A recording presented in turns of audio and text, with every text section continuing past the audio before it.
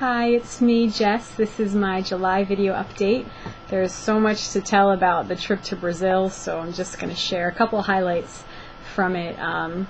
Something that we do each year that I've shared about before is that we minister in the red light district in Belo Horizonte. That's the city that we stay in each year. We work with YWAM, Youth with a Mission. It's a big missions organization.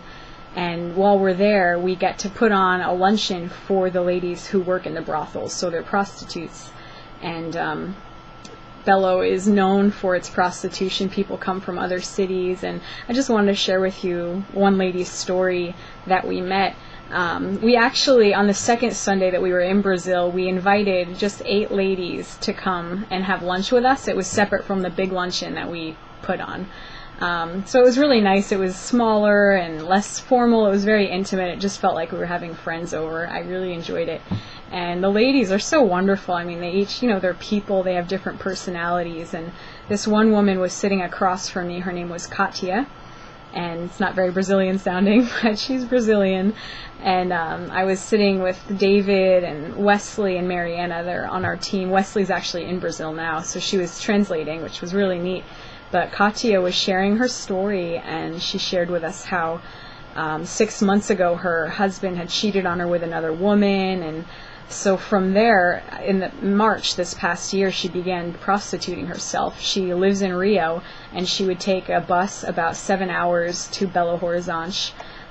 Every month she would stay in Belo for 15 days working, and then she would go back home with her 10-year-old son for another 15 days, and that's how she was making money, because she said before she was just a stay-at-home mom, and for a lot of women, unfortunately, prostitution is like, it's easy money, and a lot of them, it seems like the only thing they can do when there's no other way to make money. So anyway, she was sharing this, and she was smiling, and just, obviously in pain, but then at one point she told us that she could not forgive her husband for what he did for leaving her, and David, our leader, he turned and looked at her, and he was just like, you need to forgive him. And as soon as he said that, she started crying, and he continued to minister to her and tell her more about God's love for her. And we were just saying, we're sorry that happened to you. You're worth so much more. And it was beautiful to get to watch it all.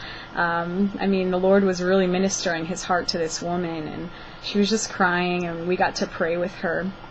Mariana and David prayed over her while Wesley translated, and I know that God really touched her, and we are praying that she would come out of that. And it's just one story. This is what a lot of our conversations look like. We just try to ask the ladies maybe what they used to do or what got them into this, and share hope with them, because Jesus is the hope, and there is a way out for them. So it was really neat, and a few women shared that day.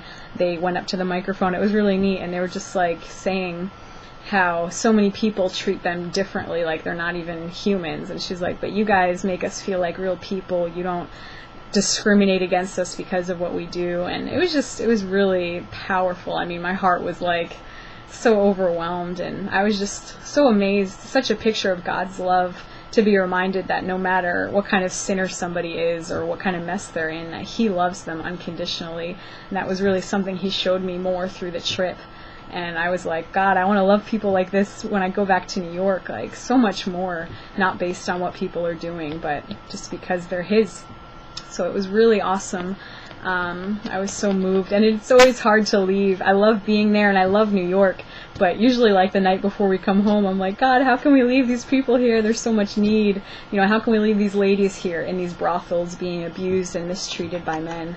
It breaks my heart. So we're going to continue to pray for them, and if you could too, because we're beginning to build relationship. We've seen some of these women a couple years in a row now, and it's nice to see them, but at the same time we want to see them come out of that lifestyle and into freedom.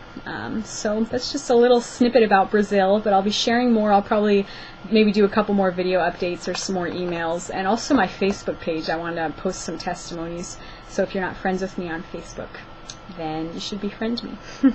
Alright, so that's it for now. I love your prayers and everything, and love to hear back from you guys. Enjoy your summer. I'll see you next month. Bye.